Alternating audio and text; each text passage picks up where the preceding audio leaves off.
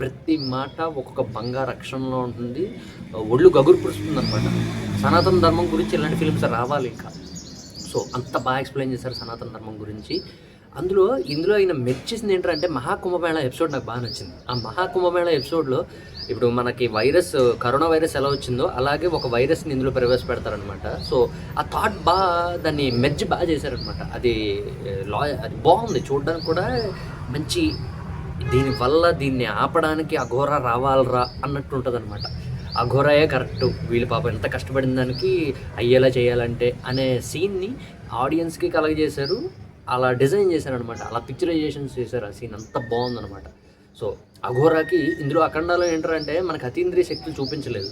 So ఇందులో అతీంద్రియ శక్తులు ఫుల్గా మొత్తం బాలయ్య బాబుని ముందుగానే రెడీ చేస్తారు. మీరు ఇంతవరకు ఆపారండి బాలయ్య కానీ ఇక నుంచి మీరు ఎదరెదరే ఈ రోజులు ఇలా ఉండవు అని చెప్పి మీరు ఇలాంటి తంత్రాలు కూడా నేర్చుకోవాలని చెప్పి ఆయన యోగ సాధనలోకి వెళ్ళిపోతాడు. యోగ సాధనలోకి వెళ్ళాక ఇవన్నీ జరుగుతాయి. ఇంకా ఆది పినిశెట్టి రోల్ కూడా ఉన్నంతలో చాలా బాగుందని చెప్పాలి. ఒక డెవిల్ మ్యూజిక్ వచ్చిందబ్బా తను వచ్చినప్పుడు చాలా బాగుంది.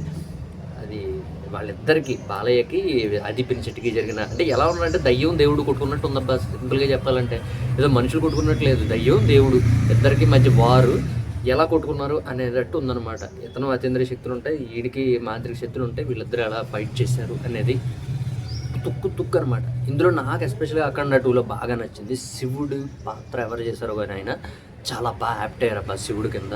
ఇంకా వాయిస్ అయితే కనుక మనం హరహర మహాదేవ్ అని టీవీ సీరియల్ చూస్తాం కదా, అందులో ఎవరైతే డబ్బింగ్ చెప్పారో ఆయన ఈయనకి డబ్బింగ్ చెప్పారు. చాలా బాగుంది. నాకు ఆ శివుడిది వాళ్ళ మదర్ చనిపోయినప్పుడు కాటికి ఆల్చడానికి బాలయ్య బాబు అక్కడెక్కడో ఉంటాడు అఘోరా కింద, వెళ్ళట్లేదు ఏంటని అడుగుతూ ఉంటుంది. ఈయన రూపంలో శివుడే వచ్చి ఆమెకి కర్మకాండ చేస్తాడనమాట. ఆ సీన్ అయితే లిటరల్గా ఎమోషనల్గా ఉంది. ఆ సీన్ చాలా బాగుందబ్బా.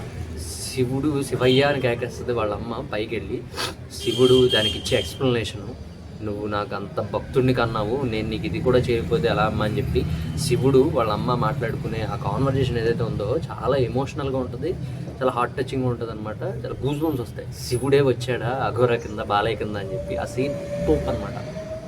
సో మెర్జ్ చేశారు బాగా మెర్జ్ చేశారు. సనాతన ధర్మాన్ని ఎంతమంది పాడు చేద్దాం అనుకుంటున్నారు, వాళ్ళని ఎలా అనాలి. ఇప్పుడు దైవం మీద నమ్మకం కోల్పోతారు కదా చాలామంది, దేవుడు లేడు ఇది లేదని చెప్పి వాళ్ళని కొన్ని యాంటీ చైనీస్ ఇలాంటి వాళ్ళు వీళ్ళని దేవుడే లేరు వీళ్ళ మీద కొట్టాలనుకున్న దెబ్బని అఘోరా వచ్చి వీళ్ళందరికీ ఎలా మార్చాడు మాటలతోటి.